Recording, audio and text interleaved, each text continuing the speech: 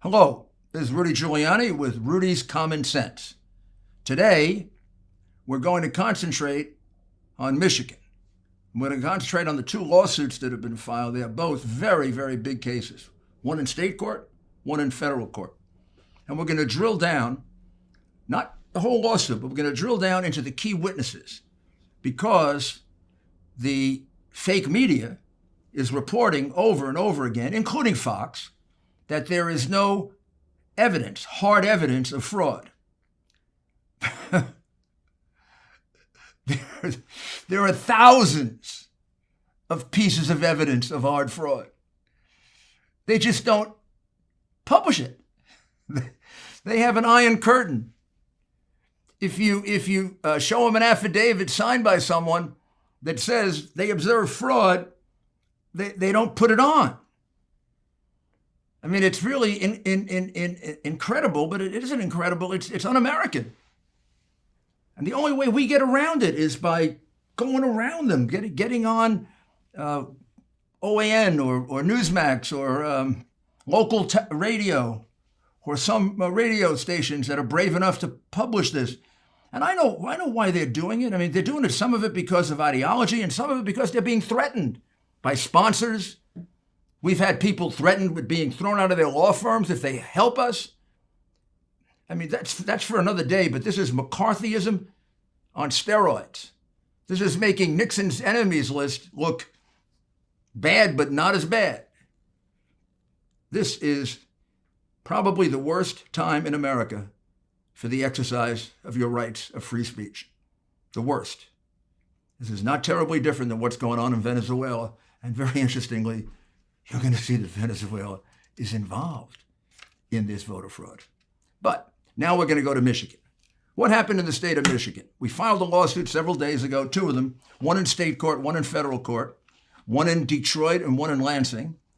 And together they allege the following, that like Pennsylvania, Detroit was a cesspool of systemic corruption, that the Detroit Democratic machine, which has its own issues of corruption, maybe as bad, maybe not as bad as Philadelphia, its own history of voter fraud, maybe not as legendary as Philadelphia, but still there, that they did essentially the same thing that Philadelphia. They excluded Republicans from being able to observe the mail-in ballots, the ballots that were so disputed, the ballots that were new to this election. We never had that before. We had absentee ballots, but not you could just mail in.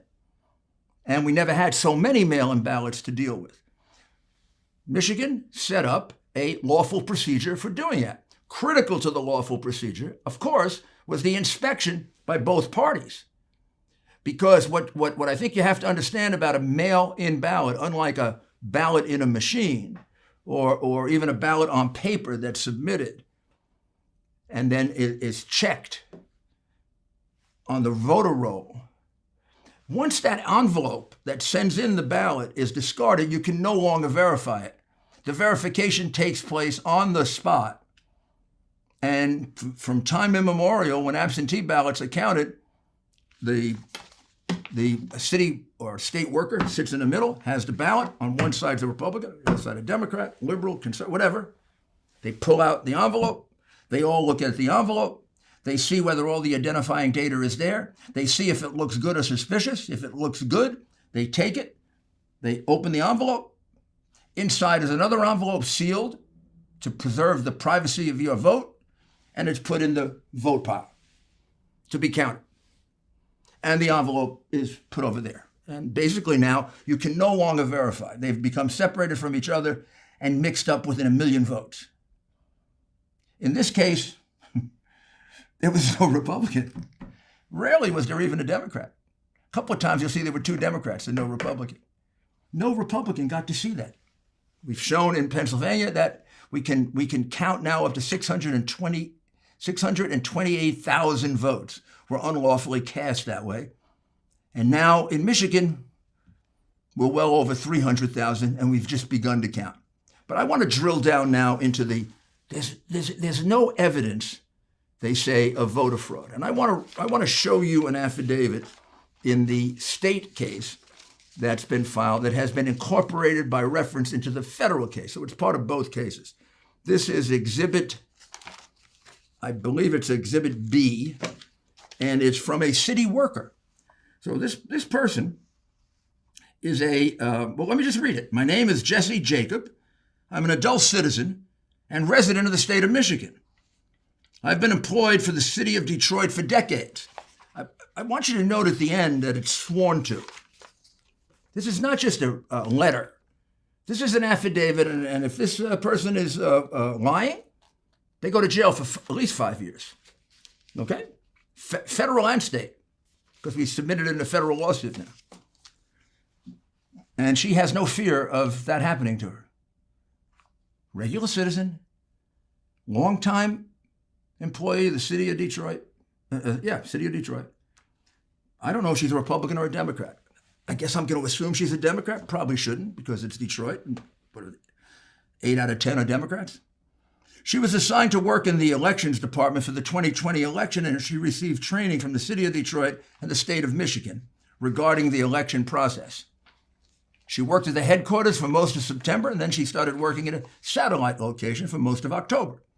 She processed absentee ballot packages to be sent to voters while I worked at the election headquarters in September 2020, along with 70 or 80 other workers. I was instructed by my supervisor, quote, to adjust the mailing date of these absentee ballot packages to be dated earlier than they were actually sent. First crime. Ordered to do it by her supervisor, a city worker. First fraud. First crime. The supervisor was making announcements for all workers to engage in this practice. So it wasn't individual, it was pervasive. At the satellite location, I processed voter registrations and issued absentee ballots for people to vote in person at the location. I directly observed on a daily basis City of Detroit election workers and employees coaching and trying to coach voters to vote for Joe Biden and the Democrat Party. Completely illegal. That's me. Editorial aside. She goes to say, I witnessed these workers and employees encouraging voters to do a straight Democrat ticket. I witnessed these election workers and employees going over to the voting booths with voters in order to watch them vote and coach them for whom to vote. During the last 2 weeks, while working at this satellite location, I was specifically instructed by my supervisor not to ask for a driver's license or a photo ID when a person was trying to vote. Gosh, let's not see if they're an illegal alien. Let's not see if they come from New York. Let's not see if they were sent over from Chicago, where they surely were going to win. So why waste time in Chicago? Come and vote in Detroit like they do from Camden to Philadelphia in almost every election. Where Democrat machines control a place, they cheat. And why wouldn't they? They steal. Why wouldn't they cheat? You don't have to guess at it. She's telling you that. Goes on, paragraph 10. I observed a large number of people who came to the satellite location to vote in person, but they had already applied for an absentee ballot. Gee, that's kind of strange. These people were allowed to vote in person and were not required to return the mailed absentee ballot or sign an affidavit that the voter lost the mailed absentee ballot. Encouraging them to vote twice. This is like, I voted early and often for Joe Biden and Harris because I was instructed to do so by the crooked Democrat Party of Detroit.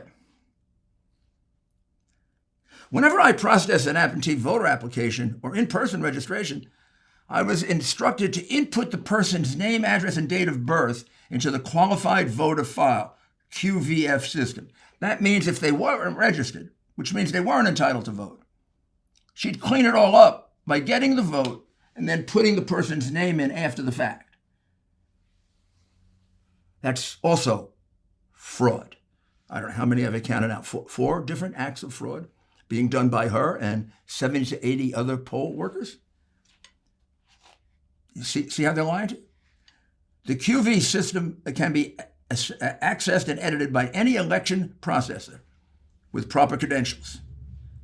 I worked at the satellite location until the poll was closed, and then completed the entry of all absentee ballots by 8:30. I then reported to the TCF Center, which becomes a Center for Corruption. It should be called the Voter Corruption Center. On November 4, 2020, at 8:30 a.m., I was instructed not to validate any ballots and not to look for any deficiencies in the ballots. That's what you're supposed to do. You're supposed to look for deficiencies in the ballots. They didn't allow a Republican to look, and they also told the city worker, don't look. Normally, about 10% of the ballots are deficient. And every single one of these ballots that didn't have that inspection became, by virtue of that, under the law of Michigan, an unlawful ballot. One that shouldn't be counted, can't be counted. It's an illegal vote because it hasn't been inspected according to the new law that was passed. Absentee ballots that were received in the mail would have the voter's signature on the envelope. While I was at the TCF Center, I was instructed not to look at any of the signatures on the absentee ballots. And I was instructed not to compare the signature on the absentee ballot. The signature is there for the purpose of verifying. A Republican didn't get a chance to see that. And the city worker was told not to do it. Who cares if the signature is one thing and the signature is another thing, and this person is voting 30 times, keeps coming in 30 times? We wouldn't know. That also is a crime. All absentee ballots that existed were required to be inputted into the system by 9 p.m. on November 3rd. That was required to be done in order to have a final list, et cetera, in order to have enough time to process the ballots. All satellites were instructed to collect the absentee ballots from the drop box once every hour on November 3rd, 2020. End time, 8 p.m., November 3, 2020. By the way, that's an order from Justice Samuel Alito of the United States Supreme Court. Doesn't matter who's Justice Alito. The crooked Democratic Party of Detroit's more important than Judge Alito or the Supreme Court, because on November 4, I was instructed to improperly predate the absentee ballots, to change the receive date, and to make it look that like they had been received on or before November 3rd. I was told then to alter the information in the QVF to falsely show that the absentee ballots had been received in time to be valid. I estimate that this was done thousands of times. Then she signs on the penalty of perjury. You're telling me this wasn't pervasive fraud? That there's no evidence of pervasive fraud? I assume now that NBC, CBS, ABC, Twitter, Facebook, Times, Washington Post is aware of this still. Put it on the front page. Ha! We might as well be in Venezuela or China or the old Soviet Union. And now I think it would be a good time to take a short break. I couldn't believe we were evicted from our home that we didn't even sell. Those are the words of a homeowner, Deborah, when she learned she was the victim of home title fraud. It's a devastating crime that can cost you your home. And title fraud is not covered by insurance or common identity theft services. The only folks to trust that I know of to protect your home's title is Home Title Lock. Cyber thieves have discovered the titles to our homes are kept online. They forge your name on your deed stating you sold your home, and they refile as the new owner. In Deborah's case, she didn't even know she was a victim until the eviction notice arrived in her mail. Home Title Lock protects you and your home by putting a virtual barrier around your home's title. The instant they detect tampering, they mobilize to shut it down. Go online to HomeTitleLock.com and register your address to see if you're already a victim and don't know it. Then use code RUDY, that's me, and sign up for 30 free days of protection. That's code RUDY at HomeTitleLock.com. Welcome back, and let's get back to the evidence and the proof that's being denied you because of the Iron Curtain of censorship. Let's get right back into it. Now we get to the second part. Of the affidavits. These are two affidavits. One is from Andrew Cito, a poll challenger, and the other is from Melissa Carone, an employee of Dominion Voting Services. Dominion Voting Services was the company that was selected to count the ballots. Very, very strange selection since they're a foreign company. It's going to turn out to be a very strange selection when you learn all the facts about Dominion Voting Services and who financed it and where the money came from and where these votes went so they could be manipulated. But that's not part of this direct case right now. That'll be another case. Let me tell you what these two together say. First, Melissa Carone, not an employee of anybody, not a political person, worked for Dominion Voting Services. She says, I witnessed countless workers rescanning the batches without discarding them first, which resulted in ballots being counted 4 or 5 times. This is in the TCF Center in Detroit, where basically 8 out of every 10 votes was for Biden. Except it wasn't 8 out of every 10. It was 8 out of 10 falsely magnified by 4 or 5 times. Over 400 ballots were scanned, had gotten blocked, which means one batch was counted over 8 times. This happened countless times while I was at the center. I confronted my manager, Nick Okonomakis, saying how big of a problem this was. Nick told me he didn't want to hear that we have a big problem. He told me we are here to assist with IT work, not to run their election. I guess they're there also not to be citizens of the United States and report crimes. I overheard numerous workers talking during shift change in which over 20 machines had 2 Democrats judging the ballots, resulting in an unfair process.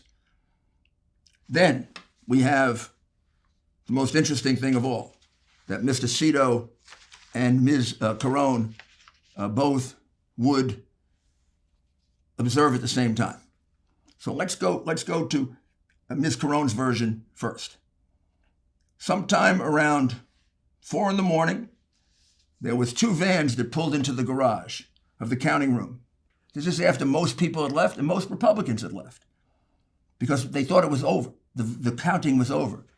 And Trump was still ahead by about 130,000 votes, which they were extremely nervous about, say these witnesses. The 2 vans pulled up into the garage of the counting room. These vans appeared to be bringing food, but no food ever emerged from the vans. Instead, something like over 100,000 ballots came out of nowhere. Not in the usual containers, in cardboard boxes, in bags, some of them falling out, and they're all thrown on a table. And it was announced that Michigan had discovered over 100,000 more ballots after they had counted all of the mail ballots. But 100,000 more were just discovered in the middle of the night.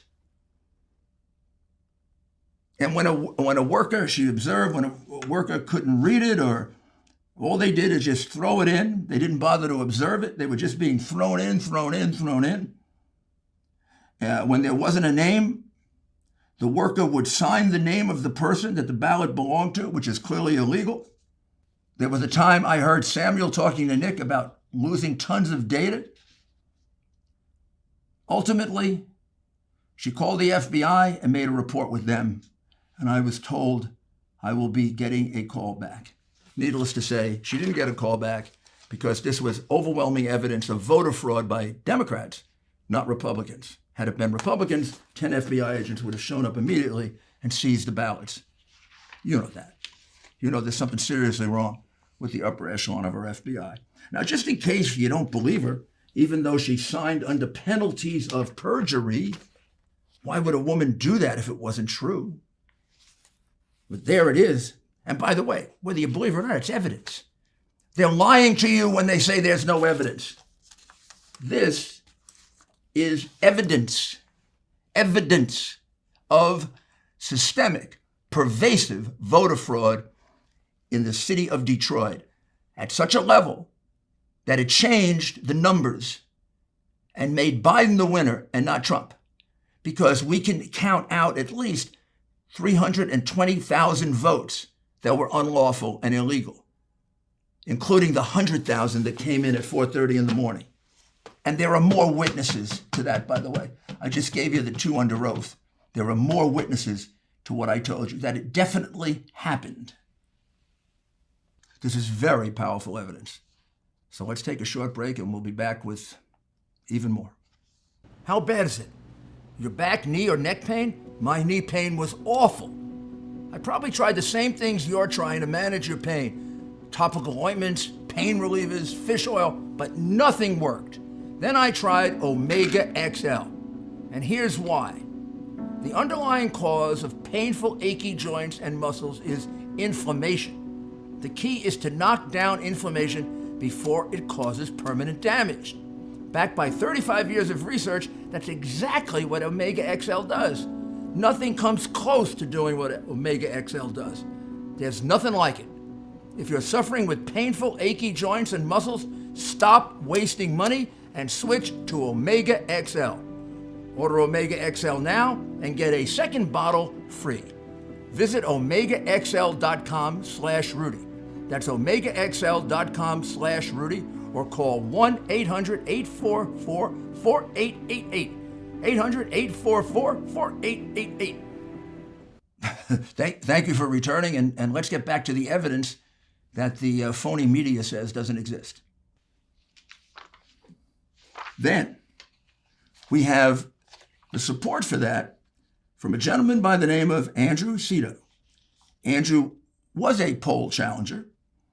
He arrived at the TCF Center at 9:30 p.m. on November 3rd. He reported to the counting room, and he had no ability to be able to see any of the ballots being counted, nor would they allow him to see any of the ballots being counted, even though he was a certified poll watcher of the Republican Party. At approximately 4:30 p.m., now, similar to what she said, I thought everyone was going to go home as our shift had ended. There were two men in charge of the counting, one in his 30s and one in his 50s. At approximately 4:30, the man in his 50s got on the microphone and stated that another shipment of absentee ballots would be arriving and would have to be counted. Now, the count was all over. The guy announces, we got a few more ballots coming in. They had finished all the ballots they thought they had. It wasn't a few more ballots. There's 100,000 ballots. A few more ballots that come in at 4:30 in the morning. This is like Al Capone and this is like Al Capone and Prohibition. At approximately 4:30 a.m., sworn under oath by Mr. Cito, at approximately tens of thousands of ballots were brought in and placed on 8 long tables. Unlike the other ballots, these boxes were brought in from the rear of the room. Quite appropriate that they be brought in the back door, right? The same procedure was performed on the ballots that arrived at approximately 4:30 a.m., but I specifically noticed that every ballot I observed was cast for Joe Biden. Oh, wow. Wasn't that amazing? They thought they had finished counting. 100,000 ballots come in out of nowhere, sort of like it's Santa Claus and Christmas, except Santa Claus would never participate in a voter fraud. And they're all for Biden. And they have to make up 130,000 votes. And this is 100,000 votes. While counting these new ballots, I heard counters say at least 5 or 6 times that all 5 or 6 ballots, as they were counting through, were for Biden. All ballots that I sampled, heard, or observed were for Joe Biden. There was a shift change at 5 a.m. Whatever challenges were left. I decided not to leave and continue to monitor the ballot counting. Upon information and belief, the TCF Center was the only place where absentee ballots were being counted. I filled out 6 or 7 incident reports about what was happening at the TCF Center. Now, he was complaining vociferously about this, to no avail. At approximately 2 p.m., so now he stayed all the way until 2 p.m., on November 4, 2020, election officials covered the windows to the counting room with cardboard to block the view, against the law in Michigan. A little after 2 p.m., I exited the glass-enclosed room to take a break in the lobby area. When I tried to go back into the counting room, security guards refused to allow me back into the monitoring room to carry out my duties as a observer, credentialed observer. Previously, people could come and go freely into the counting room. Sworn to by Mr. Cito. 100,000 ballots at 4:30 in the morning? That's massive voter fraud. When you combine it with the votes that were counted without Republican observers, as the law required, we're talking about approximately 230 to 300,000 ballots that were unlawful, way beyond Biden's phony margin of victory. It sounds like, in fact, this is going to end up with Trump being pretty close to the 300, well, probably half the 300,000 that he had on the night of the election, which actually is what most mathematicians would tell you was the most they could have really reduced it if they did it legally. And the reason they had to rush in those 100,000 ballots, we can now show, is because they panicked. The Democrats didn't expect that he'd run that well. And then I want you to consider one other thing in conclusion. How is it that in 10 different Democrat-controlled cities, with crooked Democrat machines, with a long list of people that have gone to jail over the years, how is it that every single leader there woke up on the morning of November 3rd and said, we have this new mail process, and we're going to shut out the Republicans from observing. Even though whenever we do absentee ballots, we have to allow the Republicans to observe. And even though the law says we have to allow the Republicans to observe, we're going to take the risk of violating the law because we control these cities so much. But it was like the individual idea of the leader in Philadelphia and the one in Pittsburgh and the one in Detroit and the one in Milwaukee and the one in Minnesota and the one all the way out in Phoenix, Arizona, and Las Vegas, Nevada, and Atlanta, Georgia. They just came up with this on their own. We're going to shut out the Republicans? Or do you think this was a concerted plan executed by the Democratic National Committee and the crooked Biden campaign? Look, let's get real. Joe Biden plagiarized and cheated his way through law school. Joe Biden plagiarized and tried to cheat his way through his first presidential election. The Biden family and Joe have made millions, 30 to 40 million alone from China. And we have a text in which Hunter Biden says half of that goes to Joe. The man, sold himself so many times. Why wouldn't he cheat? The evidence is overwhelming, ladies and gentlemen. He stole an election. Now we have 2 states. Those votes have to go to Trump. We're going to move on now to Nevada. You don't think it's worse in Nevada? I already know it's worse in Nevada. Phoenix, Atlanta. We're not going to stop. We've been threatened. We've been told we can never get jobs. We've been told we can't be allowed in polite society. We've been told all kinds of things. I'm very proud of what we're doing. We're saving the integrity of the American electoral process, which has been trashed by a crooked leadership of the Democratic Party. And I want to say to Democrats, even those who voted for Biden, this isn't your fault. This isn't your fault. This is the leadership of your party. It got corrupted by Clinton, and it never got uncorrupted. And now they've become major world-class crooks. Stealing an election is nothing for these people. Nothing. They certainly stole the election in Detroit. They certainly stole the election in Pennsylvania. There were over 100 witnesses to that. And you're going to see the same thing is true in 5 other places. And then we're going to take a look at Dominion, and we'll show you how technologically they stole the election. So keep paying attention to this podcast and the others, as well as OAN and Newsmax and the local radio stations that have the courage to present the information to you. A lot of it, is getting through. We're going around that Iron Curtain. It's kind of like the Berlin Wall, and never thought I'd see this in America, but we're going to defeat it. This is a great country. We've got great people. My goodness, you have unbelievable common sense. So stick with us. We'll be back very shortly with a lot more evidence, very much like this. Thank you.